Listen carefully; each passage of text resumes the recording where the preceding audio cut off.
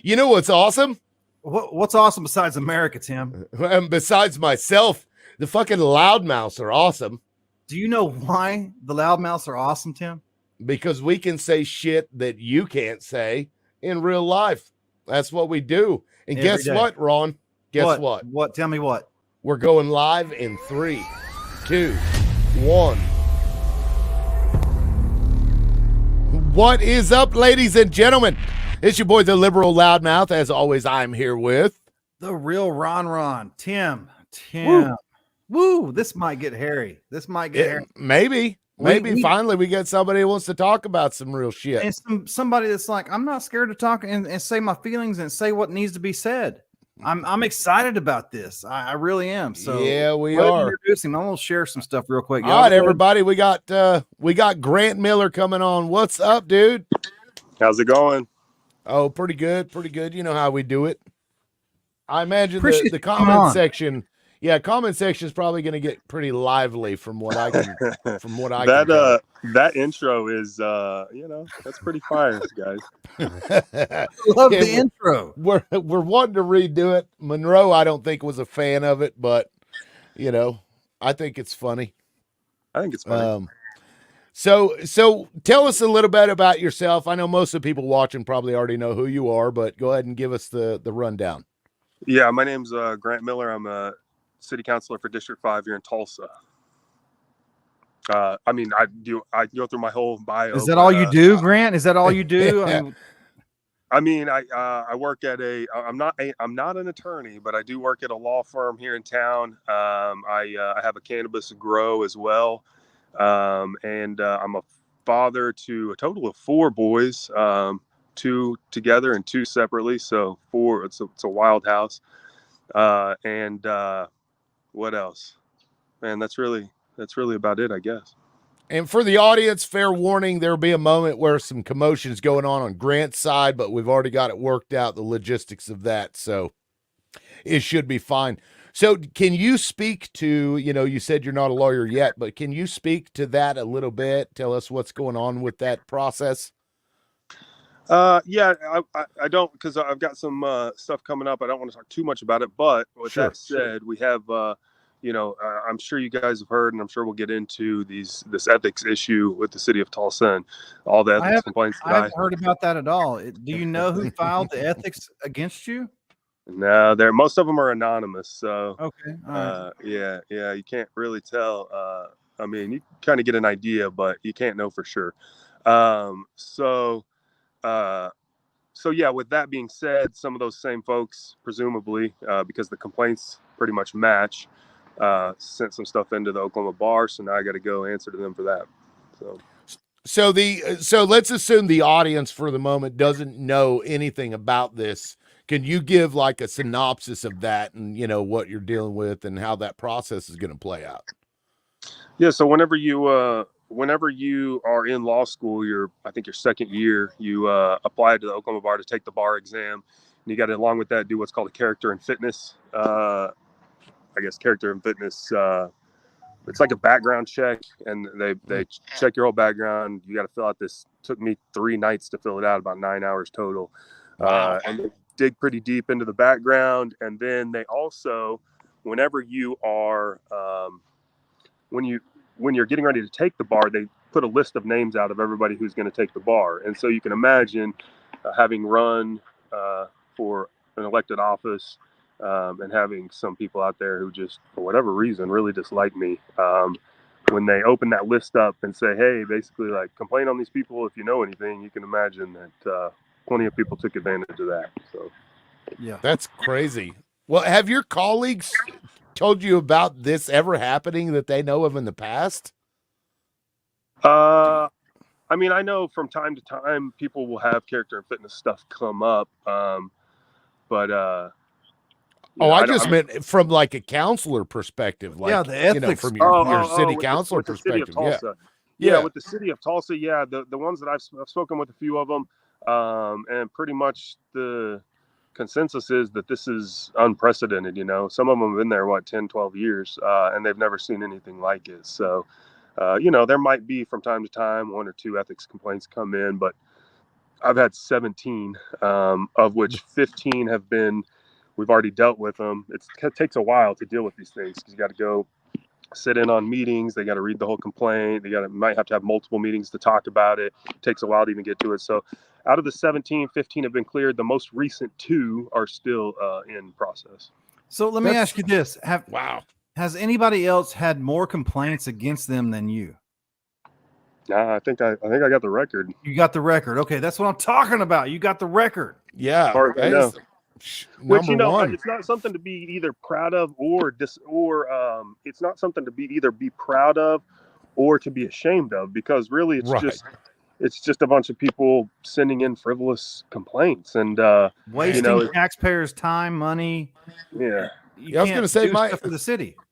My opinion on that is there needs to be a way that the city can look at that, and if it's deemed frivolous, either charge them for the time or, because it's kind of like filing a false police report.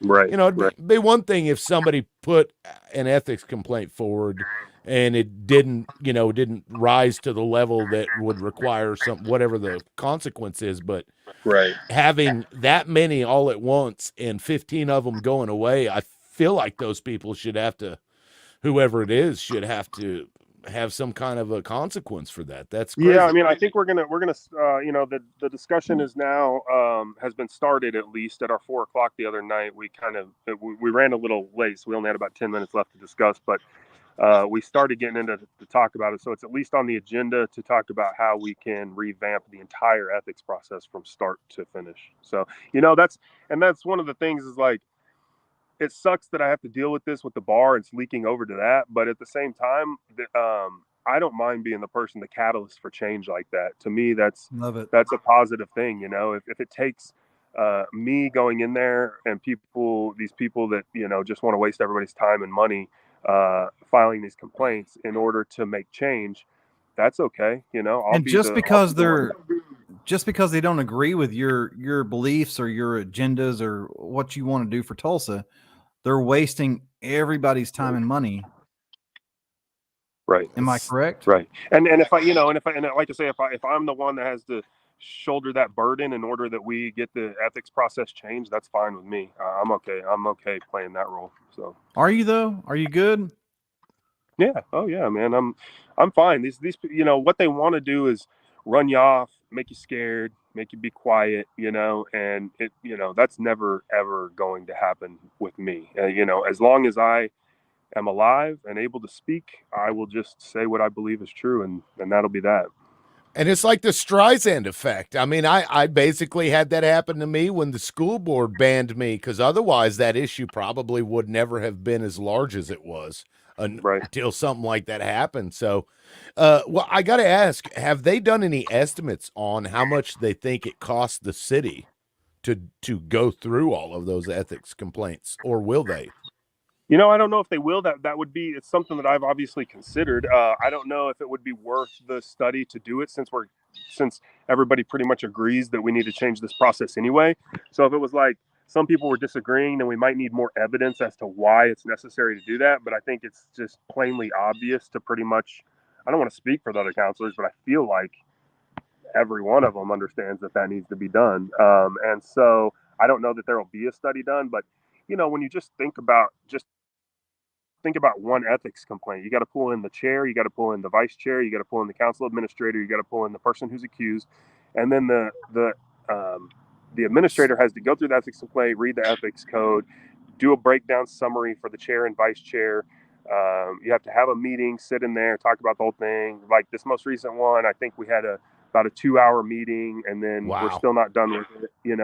So it's like,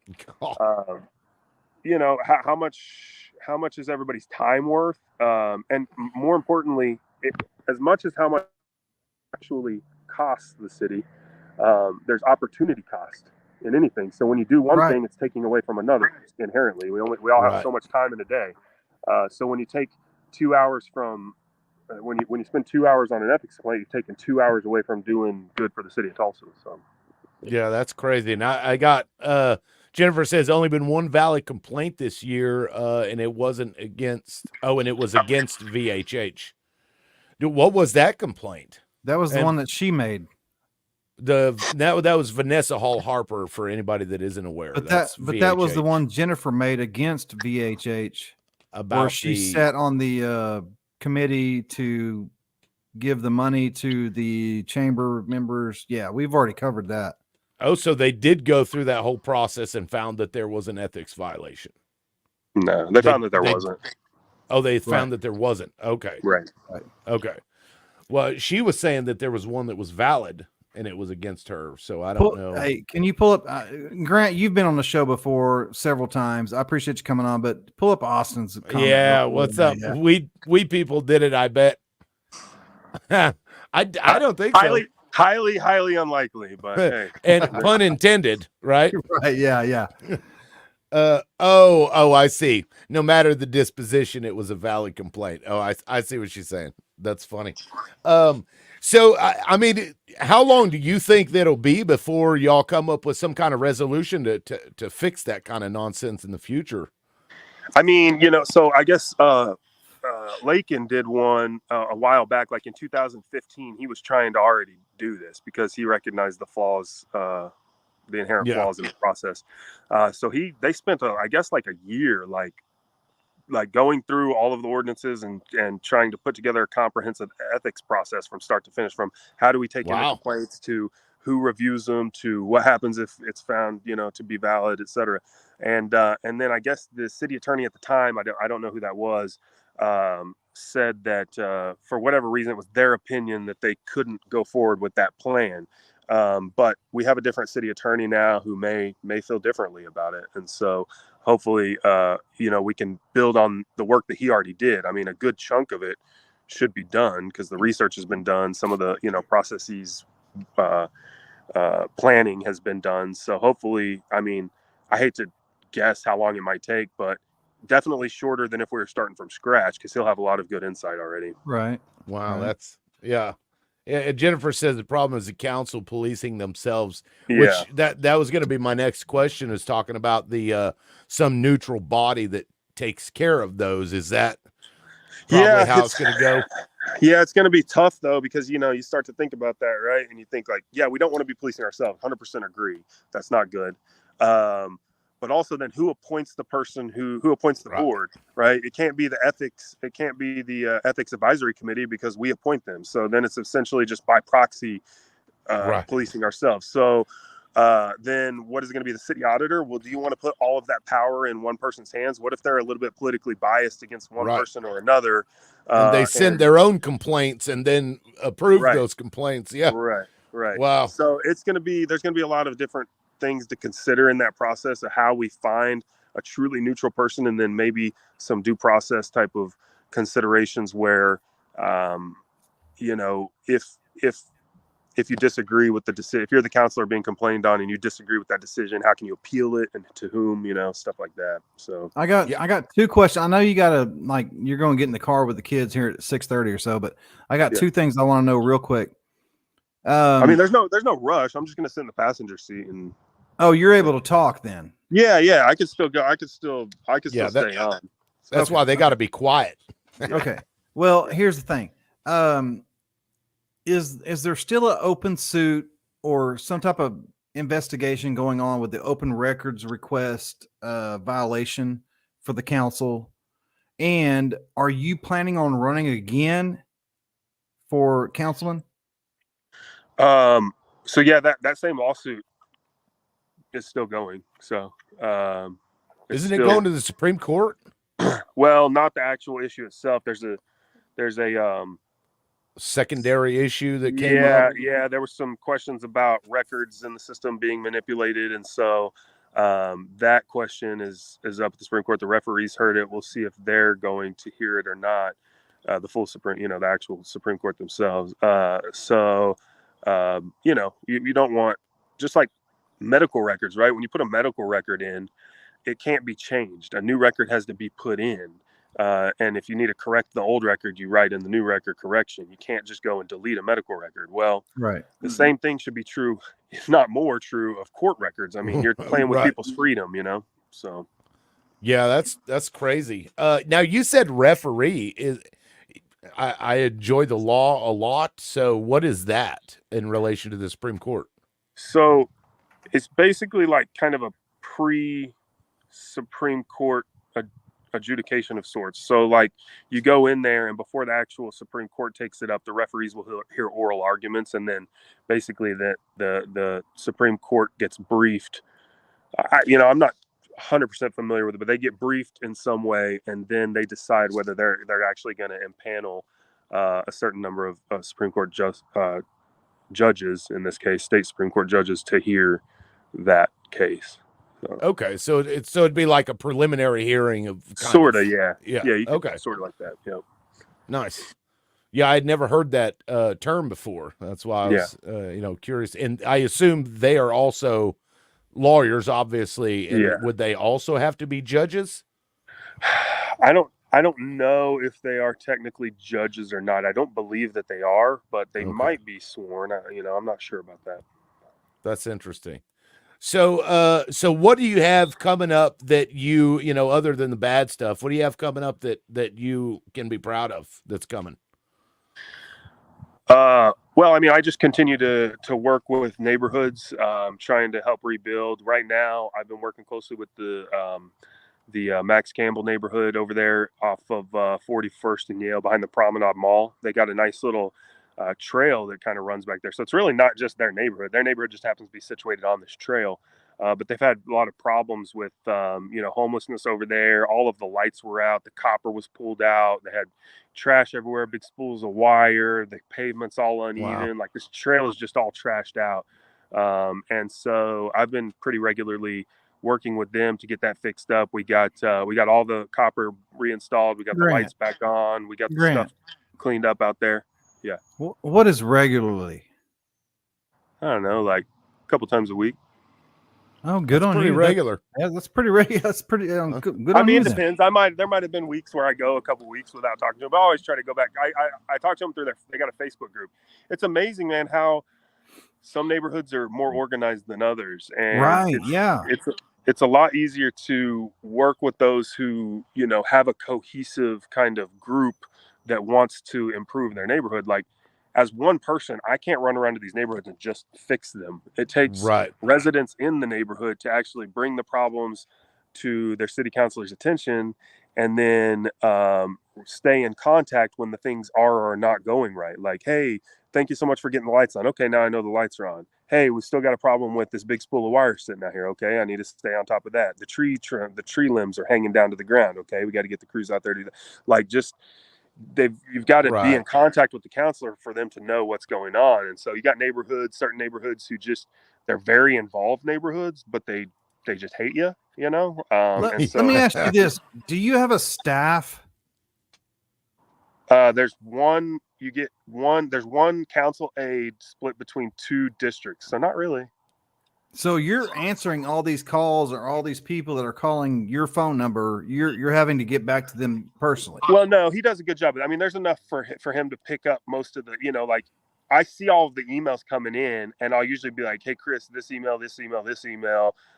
Can we reach out to the person about this, person about that, person about this? And then he can kind of do that throughout the week, Okay. So it's all right, but you could get a lot more done if you had your own aide that could be, because counselors can't work full-time. We don't get full-time pay. I mean, unless you're retired or whatever, but you got to have a full-time job. So because you're not paid, right? There's no council in Oklahoma that are paid. No, we're paid.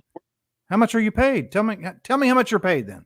I think it's 24,000 or 26,000. That's crazy to me. I did not know this. That's crazy. Yeah. Well, it's crazy. I feel like it should be more than that so that people could do it.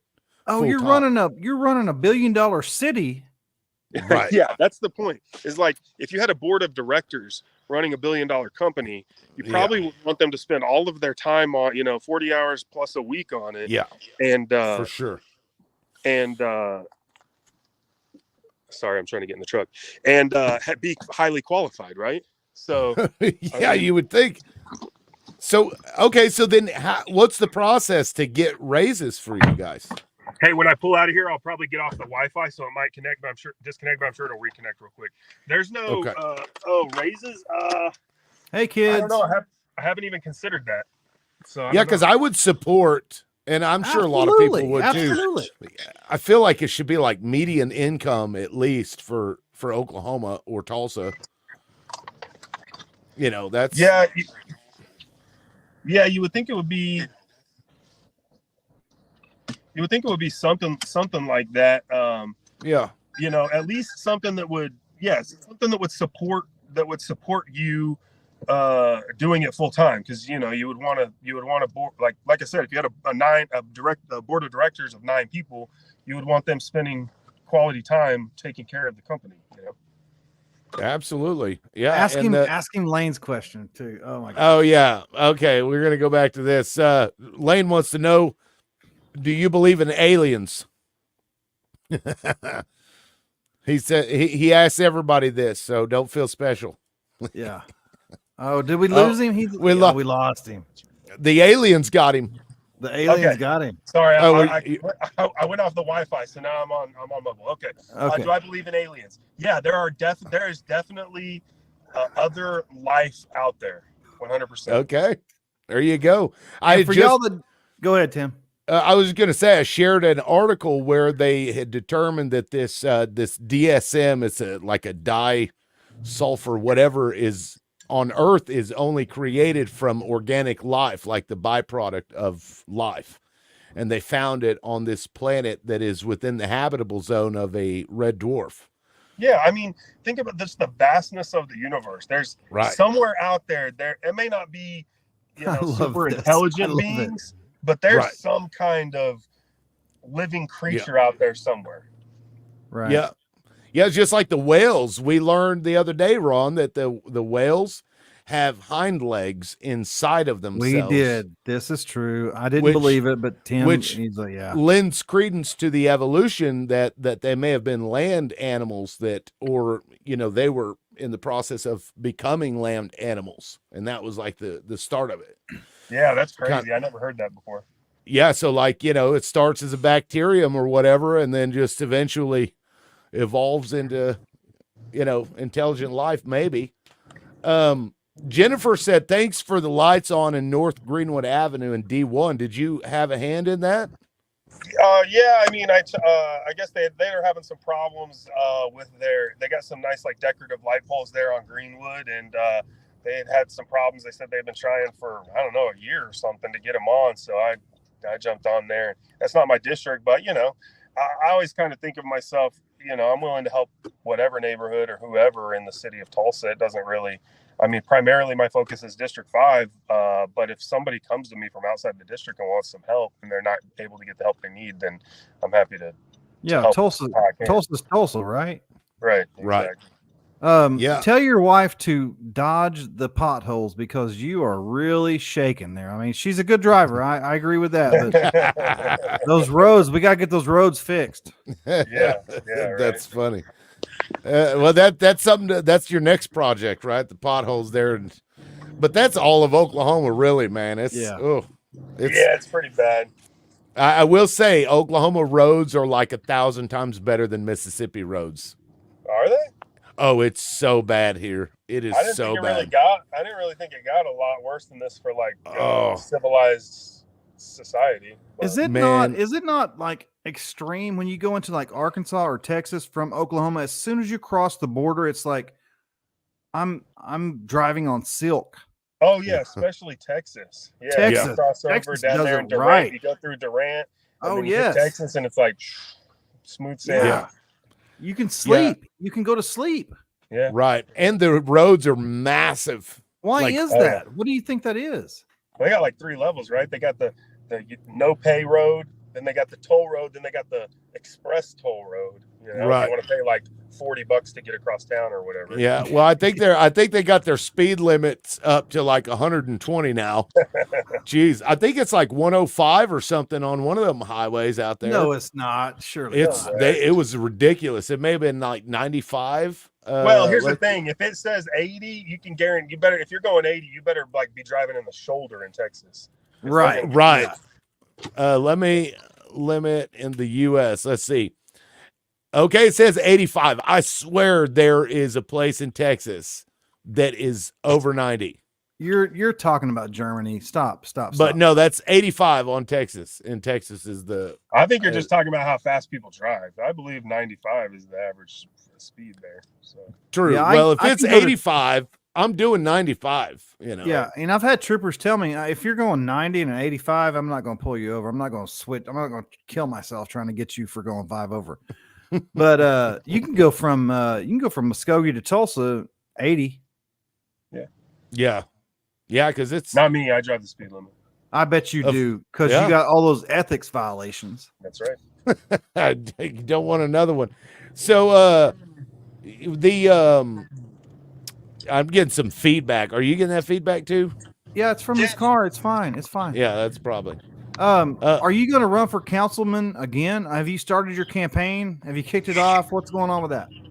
Yeah, I kind of did like a little kickoff, but it was mostly just raising. So that's the thing. You asked how much we get paid. The truth is, I'm not going to get paid much. I promised to give half of my salary, which is going to be my whole second year, back to local nonprofits, and then it cost me, I guess, about $10,000 on that election challenge, close to it.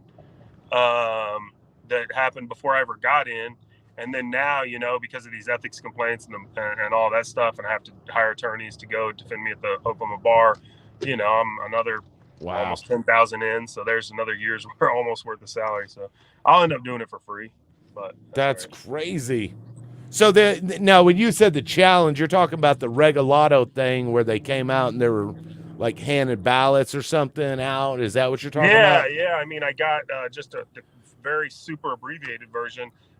We were out the morning of the election driving around, and I got home, looked at my phone. I had 2 missed calls, called one back. They said, hey, we tried to go vote for you at this precinct, and we were told that, that we weren't supposed to get a ballot. And then there was another call, and they said the same thing. And what I was told, and this is what the person told me, is that they were told Republicans aren't supposed to get a ballot for this election, only independents and Democrats.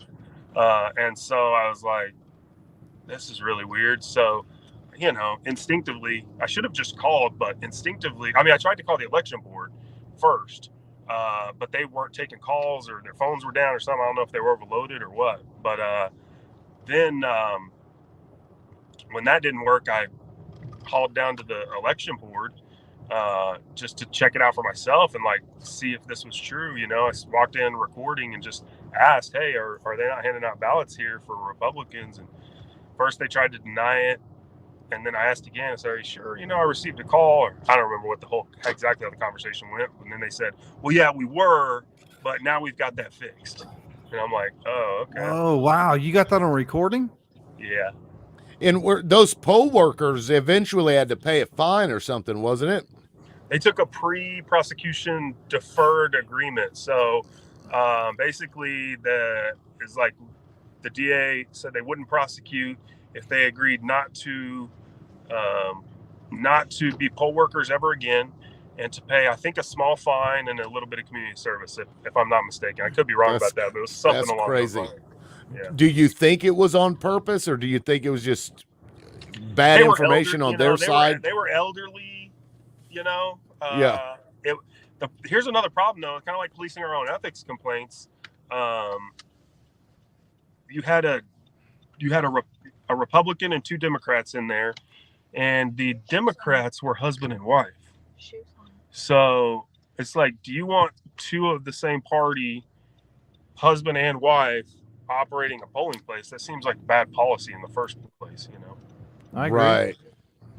Yeah, I wonder how hard of a time they have finding people to work, at the polls. Well, yeah, they do. They're always trying to find volunteers, which I understand. But at the same time, you had how many people you were going to have. You just split up the husband and wife. Right. Yeah, no, that would definitely make a lot more sense. But that's crazy, man. But that was go ahead, Ron. To be honest, Grant is neither a Democrat or a Republican, by the way. Yeah. He is what we call a libertarian.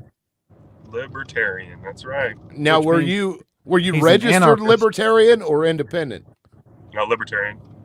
So, are you the first libertarian council member in Tulsa? I wouldn't be surprised. I think in the state of Oklahoma, I think there are 3 elected. Did she just cut somebody off? No. Yeah, she did. Yeah. They honked, and then Did they you get the stared us down. finger there? Yeah. The Oklahoma howdy. She probably deserved it.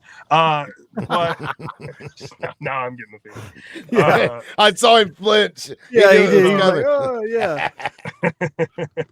That's So funny. so there's I think there's maybe three elected libertarians in the state. All city council, I believe, and the other 2 are from like just tiny little towns or whatever. Oh, okay. But not in Tulsa. You're the only No, one not in currently Tulsa. I doubt. I don't know. I can't say for sure, but I doubt there's ever been a libertarian elect. It's supposed to be nonpartisan, but I think everybody knows that's Whatever. not the case. Is there anything Oh, nonpartisan okay. these days? No, I don't think so. Everybody has to draw a line, and you're either on this side or that side Yeah. anymore. It's kind of crazy. Like chocolate milkshake, or you like vanilla milkshake, and I hate you if you like the other. Right. But see, the moment that you mix a chocolate milkshake into a vanilla milkshake, it's now a chocolate milkshake. That's true. You're right about that. So Yeah. with that anyway, is That's such a great point, Tim. Gosh, he comes up with some diamonds sometime. Sometimes it doesn't happen often. It's a watered down chocolate milkshake. This one? There you go, all the way up. Right. It's the rhino of milkshakes. Right? I want to ask you about the Israeli war, but your kids are in the car. Oh well, AJ is pretty No, stout. I don't He's not. think we- He's not a softie. But also in about 3 or 4 minutes he'll be getting out. So Okay, we're good. Okay. And it's wrestling, right? yeah, wrestling. Yeah, we're going to wrestling practice, and then Mom's going to the gym, and then I'll head back over to wrestling practice. About time for us to wrap it up. Well, then let's Nice. talk about abortion then, since we can't talk about the Israeli war. I heard his wife like, no. Oh, here we go. I was joking.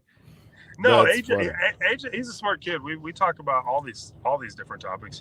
He's got his own opinions on that, as a matter of fact. So Right. When I was growing up as a kid, you didn't talk about religion, abortion, or politics. But I think that's the problem. We didn't talk about it as kids, so we didn't know how to talk about it.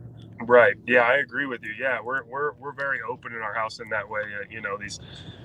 These types of topics we definitely talk about, and and also he has different opinions than me on some of them, and that's okay.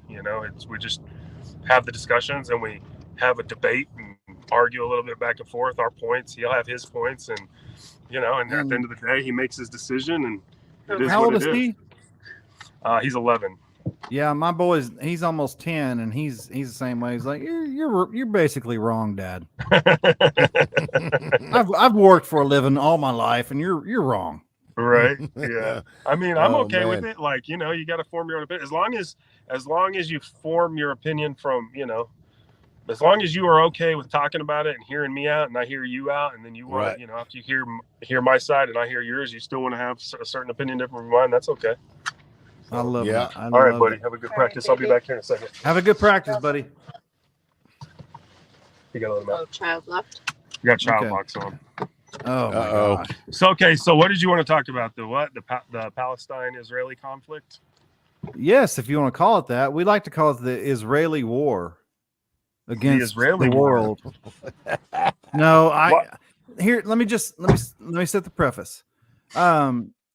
We were backstage earlier, and Tim and Grant were going back and forth. I'm like, y'all need to save this shit for Love you. the podcast.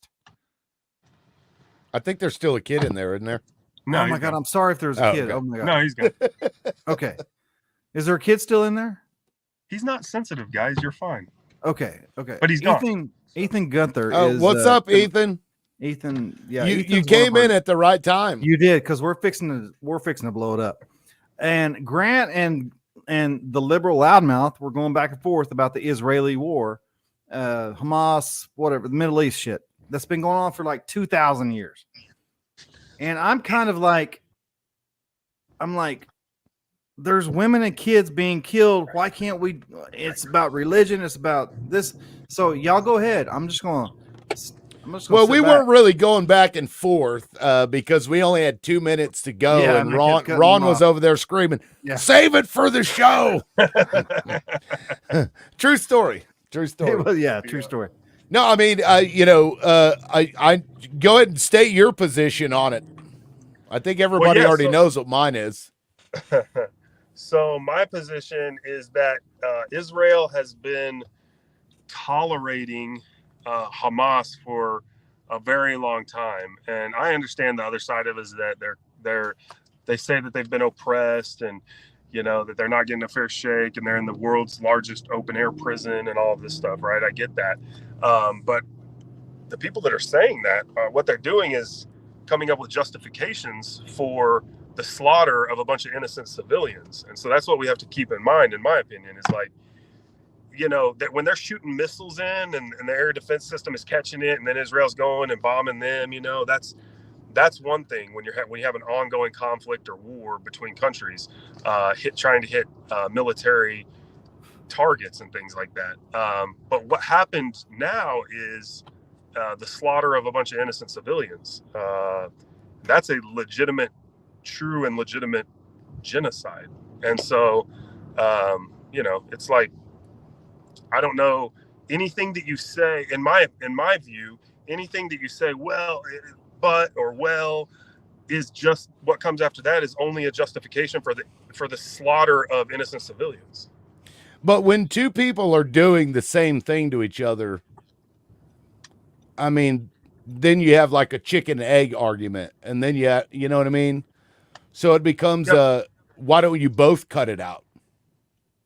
Right? Yeah, but when did you hear of Israeli troops busting through, opening the gates, going in and mowing down Palestinian civilians, mowing down 1,000 Palestinian civilians?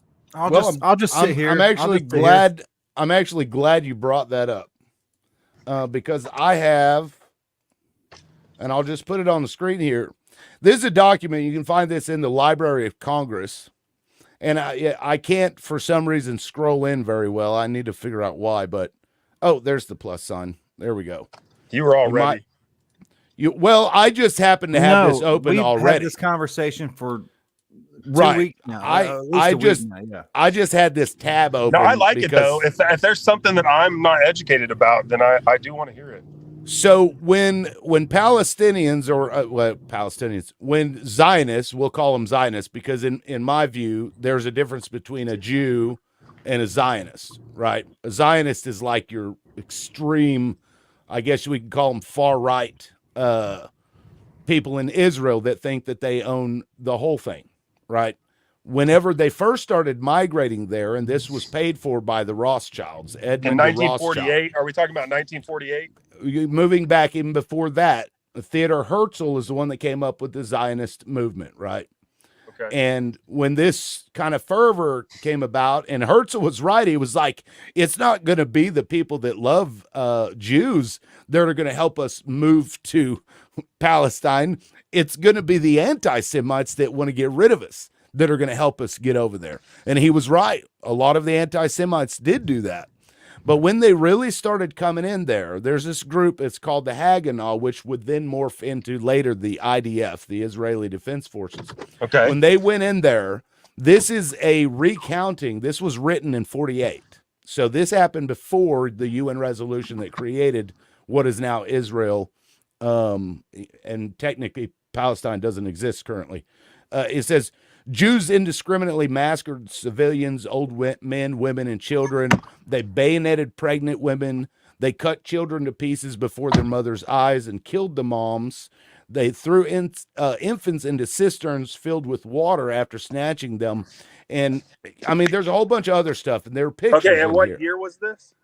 This would have been, I think, in around the early 40s, maybe late 30s. Okay, this happened. fine. Okay, fair enough. So at some point they had done this, but that would have, to me, that would have justified Hamas, if they had existed at the time, coming in and doing the same thing, pushing back on Israel. But we can't say this is a counteroffensive from something Well, from 100 years ago or whatever, you know. but they never stopped. That's the thing. Palestinians never accepted this. And I wasn't finished, but I'll say that when they did this, they would take pictures and they would pass them around to the other villages and to scare the shit out of the Palestinians to let them know what was coming. So around 500,000 Palestinians were basically expelled, through fear because they were doing things like this. But the ones that stayed, they fought and they have never stopped fighting. And that's kind of the crux of this issue. They've been going back and forth since the 30s or 40s, but they have never accepted this lot in life that they were handed back in the 30s. So while when Hamas comes over and they start bombing and doing this and shooting, innocent civilians, if you will, it didn't happen in a vacuum. You know what I mean? This was a long fomented thing that has come about. And then, and I only actually learned this today, Israel created Hamas as a response to the PLO and Yasser Arafat. Right.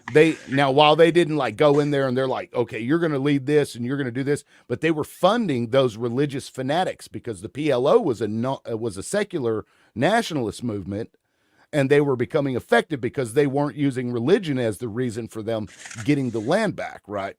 And when the UN came in, they partitioned 55% for Israel and 45% for the Palestinians. But when the Palestinians and them were all fighting, Israel took the rest of it, and they haven't gotten any of that back. So technically, where they own all but the Gaza Strip and the West Bank, that is an illegal occupation of land that is technically and legally by international law, I guess, is supposed to be Palestinian.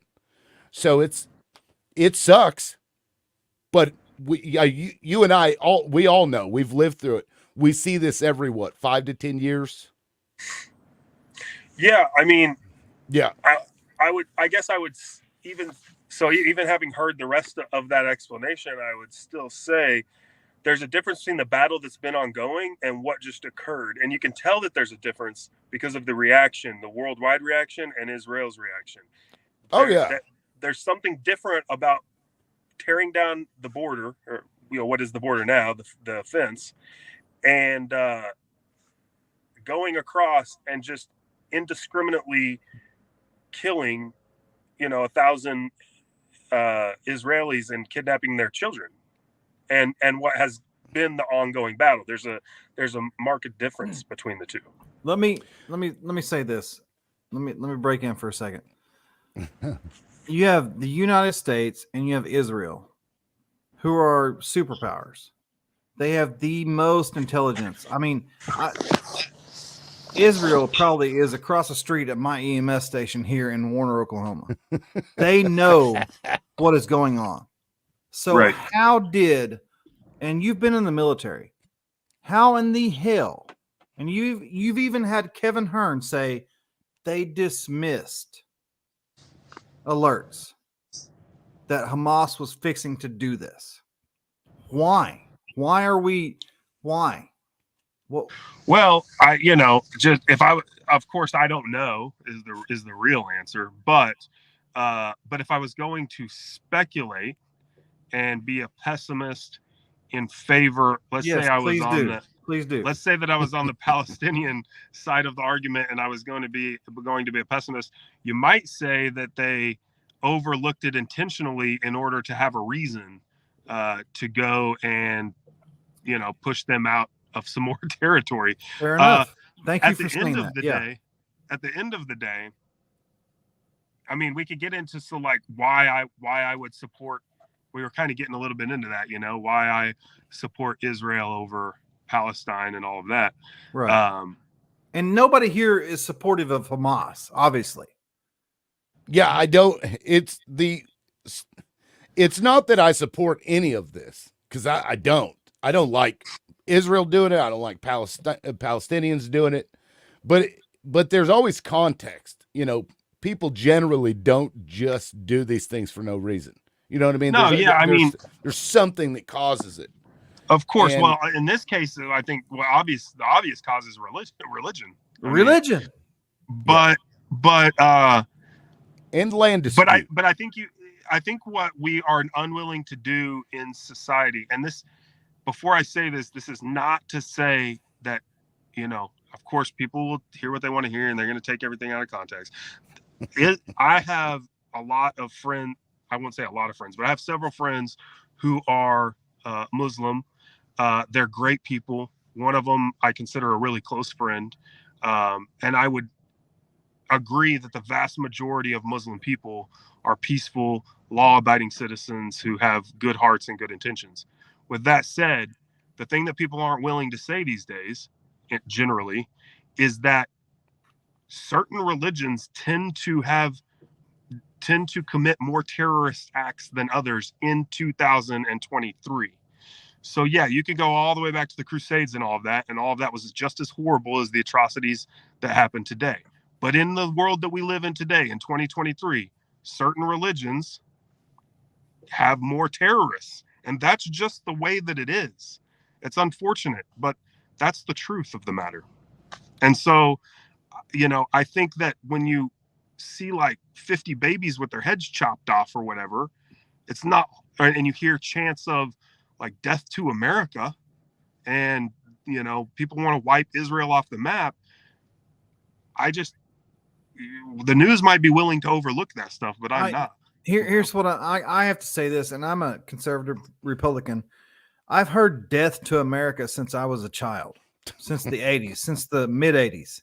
Right. My father used to watch Reagan, and it was death to America, and the Holy War, the Jihad, or whatever it's called, death to America.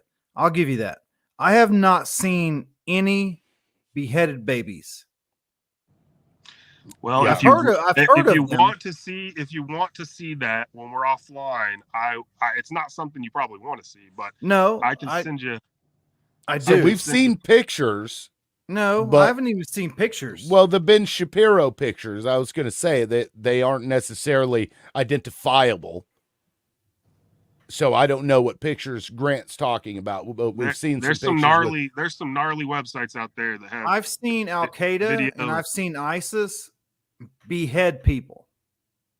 I have not seen Hamas or Hezbollah chop off babies' heads. I don't know that these photos are, I haven't geolocated them myself, so I can't speak to the validity of them, but I've seen it. So I don't know.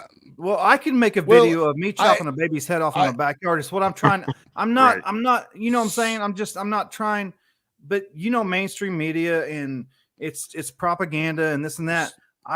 Unless I see it with my eyes, I'm just like, I'm not going to believe what the hell you have to say. Well, okay. So back to the, the Muslims and the death to America stuff. And yes, we've seen that happen, but there could be some like frequency bias here and a location bias, I guess. So if, for example, we've been in the Middle East for a lot of years, right? We did the Gulf, the Desert Storm, all of that. So we've meddled yes, we've meddled in their politics for a very, very long time now. Right. And generally when we go in there, they don't like it. So it could be that because Muslims exist in an area that we are constantly peppering with, this, that, and the other, whether it's war, or, military conflict, that the people are mad at us for things that have nothing to do with religion. It could just be because they're like, the Americans keep doing this shit to us and we're all sick of it. You see what I'm saying? Like, that could be a reason. And that doesn't speak to all Muslims, or maybe some Muslims jump on the bandwagon or whatever, but I've seen a lot of terrorist attacks and they're not always Muslims. You know what I mean? We've seen like this morning, I think it was this morning, this white dude he's Polish. I mean, he's an American, but of Polish descent based on his last name. He killed this 6-year-old boy. And he said, all you Muslims have to die. And he stabbed this child 26 times. This was here in the United States. And No way. Yeah. It doesn't surprise me. You Right. know, if it was one off, Right. one off Right. things like that, I wouldn't be saying what I'm saying. But I'm talking about the you know, uh, suicide bomber drives car into the middle of crowded market this morning and kills 72 innocent civilians and injures 130 more. Like, how many times do you hear that? And yes, that doesn't justify the guy who did that. It's an atrocity, just all the same. It's just not at the scale that the other atrocities are. Not Well, doesn't make it any better. It doesn't how make it many justified. I'm just saying the scale of the level of terrorism and the scale of the terrorism is much larger. but I agree with it, what he's saying it there, Tim. also, yes, but these things also follow something. There's a precipitous thing that happens that leads to these atrocities. Generally, if we're in peacetime, you don't see a lot of this stuff. But what I could point to is look at how many school shootings we have. Are those not terrorist acts? They are. Absolutely. Yeah. And so, but we don't attribute to all, generally white kids for whatever reason, mental problems, what have you.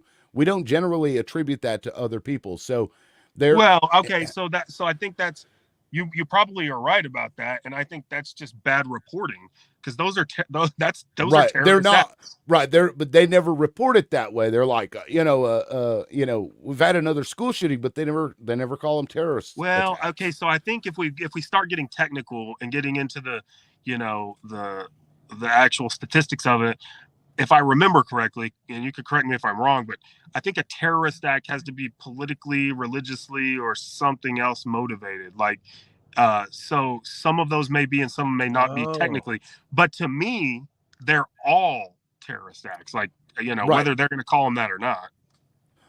What is considered? I'll ask ChatGPT. It'll probably tell me. What makes something a terrorist? Lane Brown. Do you know Lane Brown? When is Grant going to stop breaking ethics? Let's see. Violence that aims to create He never fear or broke terror, ethics. For political, religious, or ideological purposes.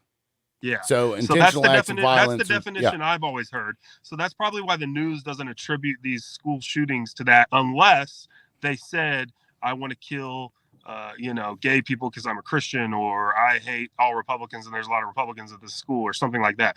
But nonetheless, I disagree with that definition. I think that those are all terrorist acts. Like, they are. When somebody goes in and slaughters innocent civilians, that's a terrorist act, period. But it's I still, agree. if you added up all of those school shootings for the last, let's say 10 years, and then you add up all of the terrorist acts that we're talking about in the last 10 years, it's not even going to be close. Yeah, and so I'll do that. I'll do that because I'm certain the stats are there. Because what we see is something being called terrorist attack when there is, like, say we go to Iraq, for example, and somebody a suicide bomber drives a car into and blows soldiers up. As terrible as that is that a terrorist attack, or is that a strategic move on the enemy's No, I think part, that's a right? military. I think that's a military target. But we're talking about. I think that's part of war. But we're talking about when they drive into the market to kill a bunch of Shias or whatever. It's like that's a lot. That's different. That's not a military. Let me ask you this, Grant. Let me ask you this. Do you know about the USS Liberty? That it sounds familiar. Probably when you tell me, I'll remember. Tim. Oh, you want me to tell? So back in 1956, I think, and there's another story that I'll follow with this. I think it was 56. Israel they had detected our ship. They knew it was there, and this was during some conflict over there, I guess. And they shot up our ship and killed 34 soldiers. But because they said, "Oh, we're sorry," we didn't do anything about it. And the survivors from that ship, we actually our government told them to shut up. Really? And and to not talk about it. And this wasn't USS Liberty. There's another thing known as the Levant affair, where Israel actually went into Egypt and planted bombs in a bunch of locations and the plot was to blow these things up and then blame it on somebody else. But one of the guys that was setting the bomb, it detonated early. So then the plot got uncovered, and then it wouldn't be for another 10 or 15 years Israel finally admitted that yes, that was their, that was a plot of theirs.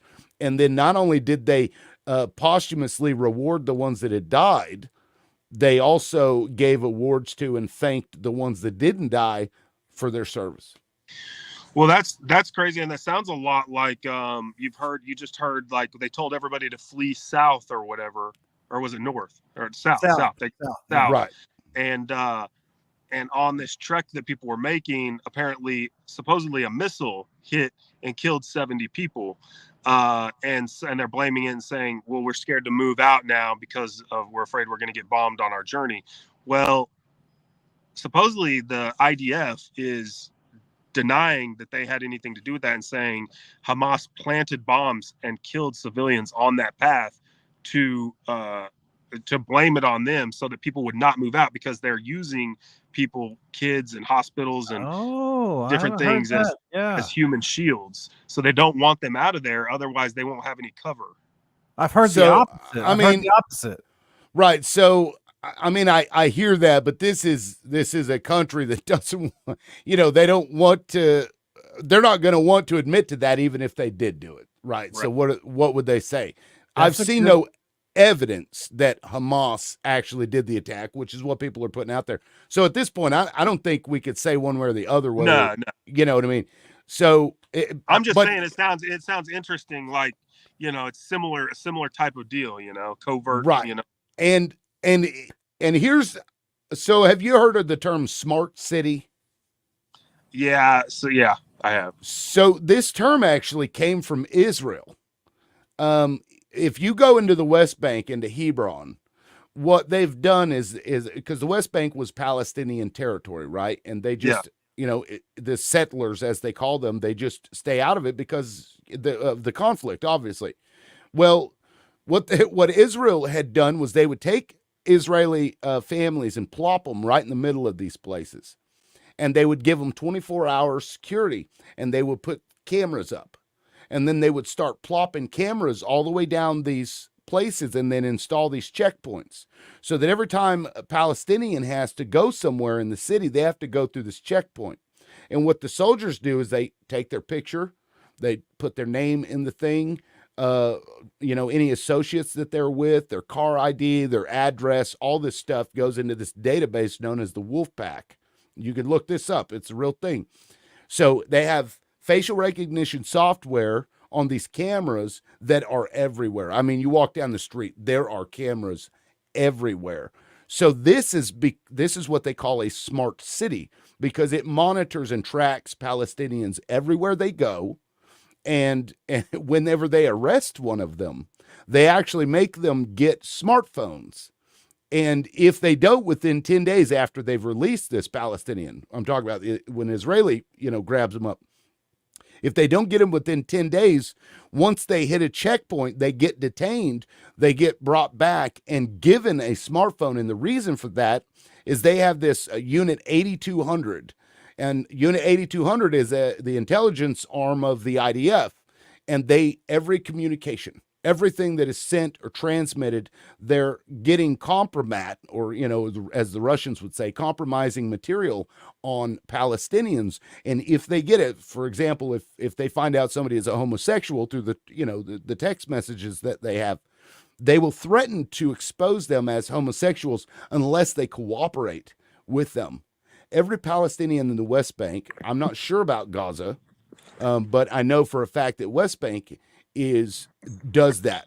They even have AI controlled guns that will automatically shoot people in Hebron. And they call these smart cities. And now Israel has come into the United States and is working with companies here to bring smart cities to the United States. Yeah, I've heard a little bit about this from some of the folks that oppose like Planet Tulsa and stuff. And so, yeah, I have to do more digging, but that's all super. Look into it. Yeah. I know you got to go get your boy from wrestling. I know I'm going to cut it off. I know. Oh, we are at an hour, aren't we? Sorry if I went on a tangent there. This stuff boggles my mind, really. love Yeah, that well, maybe we can do a follow up. Yes. A follow up and touch on it again once some of these things come out as to who's doing what and how this is all progressing. I Yeah, love the fact it's that you're open and honest and you're willing to have the engagement, though. Most people are not willing to have the engagement and talk about the right. difficult subjects. So I appreciate Yeah. that about you, man. Oh, But Well, we missed the abortion topic, but I maybe know we that got to was have follow that. up Yeah, to- we got to have that. oh Tim, man, give him the last few minutes to do what he does and all that. yeah. Well, go ahead and you last 30 seconds, whatever you want to say to everybody. Oh no, I mean, I appreciate you guys having me on. I guess I don't have a lot to say. I'm thankful for the position that I'm in to be able to try to help the city. I'm glad to be the person that is willing to come on and engage and talk about tough subjects, even though some of these things don't really affect the city of Tulsa to a large degree, but in some ways they do. We've got a Muslim population here, and we've got Jewish population here, and so America's a melting pot, and we got to be able to live together peacefully. And so these talks are important. You don't just want a bunch of pent up, aggression. So even though it's kind of more of a world topic and a federal topic at this point, it's also everything kind of trickles down into the city. But all in all, I'm just thankful, even though we got these ethics complaints coming in and it was tumultuous at the beginning. I'm thankful to be in the position that I'm in and just, be able to try to make the city a better place. That's really why I ran in the first place, was to try to improve Tulsa. And that's exactly what I'm doing, whether that be structural changes at the top from the city council level, actually changing, being the catalyst for change in processes and, like ethics processes or, open meetings, open records, different things like that, or whether that be, working in the neighborhoods and trying to get the trails and parks fixed up. Either way, I'm happy to do it. I'm happy to be shoulder the burden. Really, it's not easy on the family, and it's not easy on me, especially when it goes over into my personal life and it's keeping me causing hiccups with the bar and stuff. But at the end of the day, I'll be able to tell my kids and look myself in the mirror and say, hey, you went out, you fought the good fight, and whatever happens at the end of that, I wouldn't be ashamed of. So I'm just thankful for that opportunity and glad you guys could have me on. So where can people find you at? Really on Facebook. My Facebook hasn't been quite as active recently, but Facebook, Grant Miller for City Council, or you just you'd call up or email DIST5. That's like district, but just the first four letters, DIST5 at tulsacouncil.org. So if you want to email me there. Yeah, I'm just happy to help anybody in the city of Tulsa. It doesn't matter what district you're in, but if you're in District 5 and you got neighborhood issues or anything like that, I'm always glad to do what I can to help solve those problems. Liberty Nice. for the win. I like that. Liberty for the win. Hells yeah. That's the only way. That's the only way to go. Grant, Man, I'm sorry. We appreciate you. I'll let for it, Ron. I'll let you finish, Tim. But Grant, you were my very first. It came up on my memories like from 2 years ago. Yeah, you were I know you because you had to do it. I didn't have Tim then, but you had to do it and like send it to me in Dropbox, and I was like, oh, I got Grant Miller on. He's running for. Anyway, thank you so much. You have always been accessible. You have always been willing to have the hard conversations and say what needs to be said and do what needs to be done. And I just thank you so much. Even if we don't disagree, even if we don't agree on certain topics, you're always accessible. You're always willing to have the conversation. So I appreciate that. I just want to tell you that. Yeah, of course. No problem. Yeah. I wish, I hope that in the future people will, consider that, you got, if you look at, I know we got to get off here, but if you look at, if you look at people running for office, and you see them dancing around the tough questions and not really wanting to give you a straight answer, that should be an automatic red flag when you're considering who to vote for. I'd rather have somebody who directly says, what they believe, and hey, maybe I can get on board with 5 or 6 things, and there's two or three things that I disagree with them on. I'll vote for that person all day before I'll vote for somebody who just dances around the issues and doesn't want to give you a straight answer. So yeah, I try to be that person. So Yeah, no, I gotta say that is one thing that I look for is somebody that will just give me the answer right off the top of their head because that's what they believe in. I respect that. I think more people should respect that. It's like I don't think you're going to agree with me, but I'm going to tell you my thoughts anyway because that's what I think. And Right, right, that's great. right. And to any of Awesome. the detractors out there, if you have a problem with Grant, just reach out to Grant. Yeah. Yeah. He'll Easy talk peasy. to you. Yeah, Yeah. I'm happy to. I would even I don't know. Did any of them show up in the comments? I would even be willing to, engage with any of them in this format too.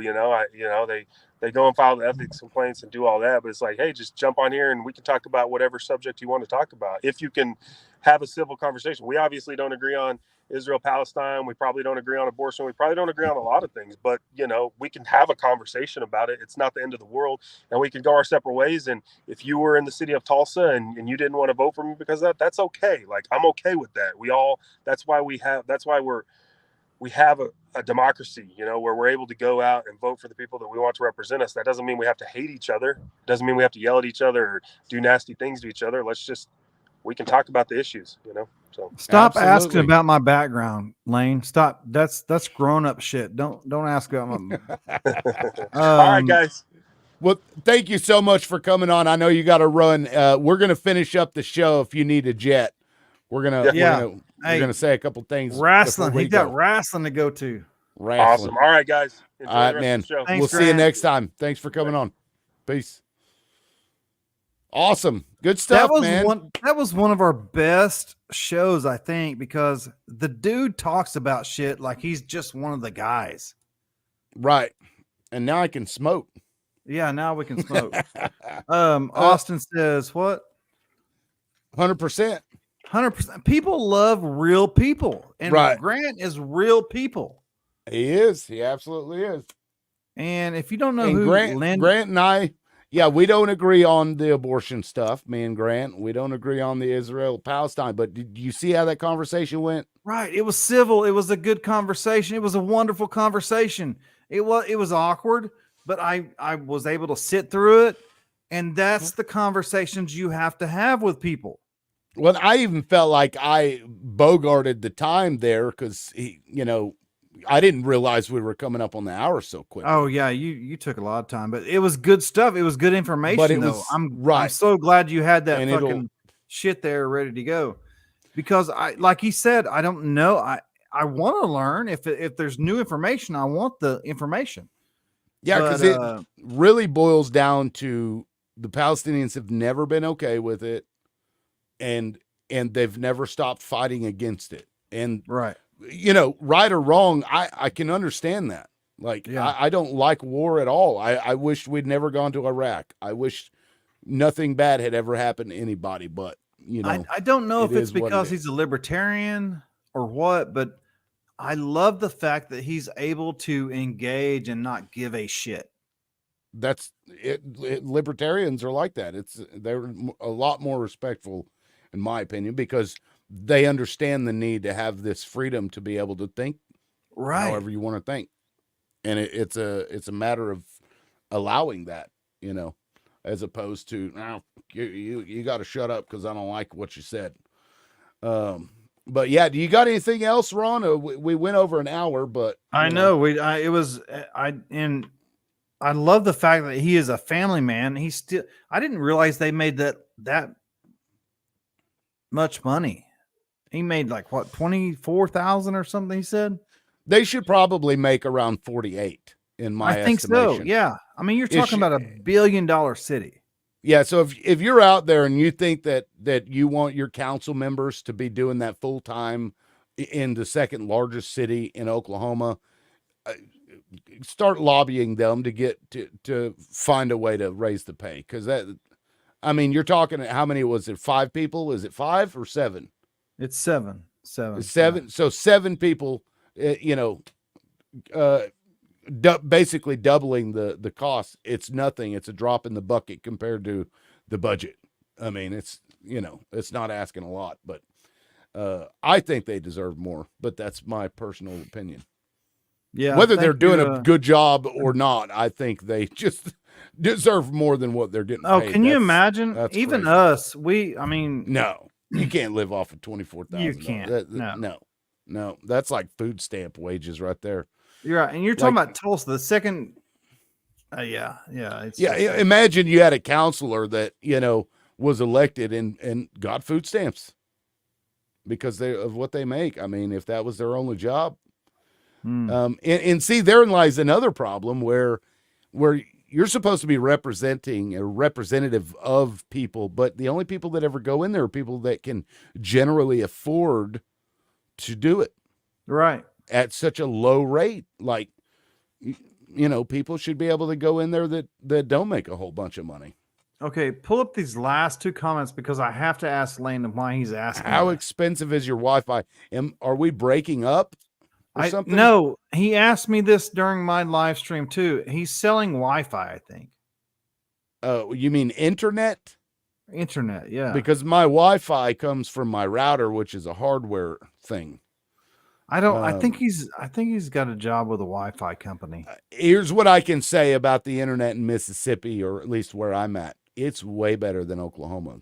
Fuck off. It probably is because I've glitched twice or 2 or 3 times. Yeah. It's way better. My upload speed is the same as my download speed.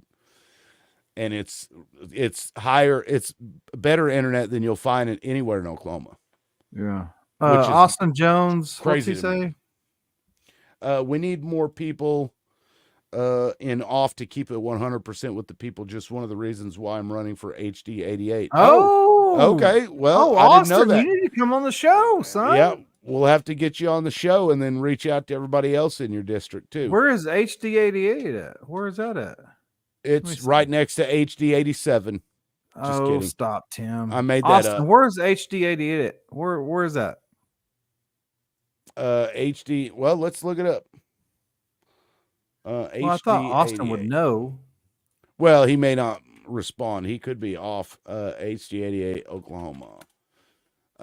It looks to be, right next to 87. Just kidding. Yeah. There's Hold only on, 77 counties in Oklahoma, so share this tab instead, and I'm gonna put it up here on the screen. OKC. Okay. So currently, Marie Turner. Oh, isn't that the one that supposedly hid the that the person that was attacking that one person? No. It might be. Oh my, that's right in the middle of OKC. Yeah. Yeah, it is. Dang. Okay. Oh, we got to get Austin on here. Austin, you got to come on, dude. Yeah. When you want to come on tomorrow? Oh, well, we can schedule it because I'd like to get the infograph out if he wants to. Yeah, let's do that. Oh. Yeah, let's do that. She was hiding an insurrectionist. Okay. We'll get with you let's do the it next week. Let's do the promotion and the whole thing that we do. Yeah. You got to respect that seat. So we'll figure it all out because we got to do some homework and reach out to everybody else and give them a chance. Yeah, I don't want you to be like a Holocaust supporter or whatever. Yeah. Because there are certain people like Dusty Devers we don't allow on the show. I'm just saying. Well, and Dusty Devers, if you want to come on the show, you can, but I'm going to call you out. I mean, yeah, it would be hard to stay neutral with, it'd be like having Adolf Hitler on here and trying to be neutral. I don't know that I could be. That would be a tough one. Yeah. But, I'll talk to anybody. I know you will too. So yeah, I don't mind talking to people. Yeah. I'm glad that you should have told us. Do you know Austin? I don't know Austin. No, I don't either. I mean, he's like, I don't know him. But I mean, he comes on the show, so we'll find out. She was hiding an insurrectionist. What does that even mean? What does that mean? Yeah, she was. So, and I think there's a video of it. This person, it wasn't an insurrectionist. That's, I think, an inflammatory way to describe that situation. Marie Turner video, insurrectionist. I know that's what people called him, but let's see. Where was it at? I'll have to find that. Maybe we can play it later because it'll be let's related do it to later. Yeah, it'll be related to House District 88. So, do you have anything else, Ron? I don't. All right. Well, guys, that'll be it for now. So hopefully we'll get something scheduled with Austin Jones. If you haven't liked us on Facebook or YouTube yet, please do so you get notified when we go live and when we have guests coming up. Loudmouth. And in case you want to know, Linda Hare Grant is the one that filed all the ethics complaints against Grant Miller. I said that, not Grant Miller. That's, I guess, the assumption. Do we know that like for a fact now? I think we know 15 of them. Yeah.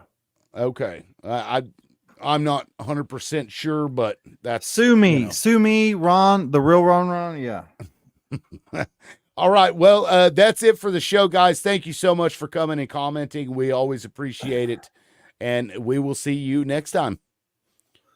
See ya.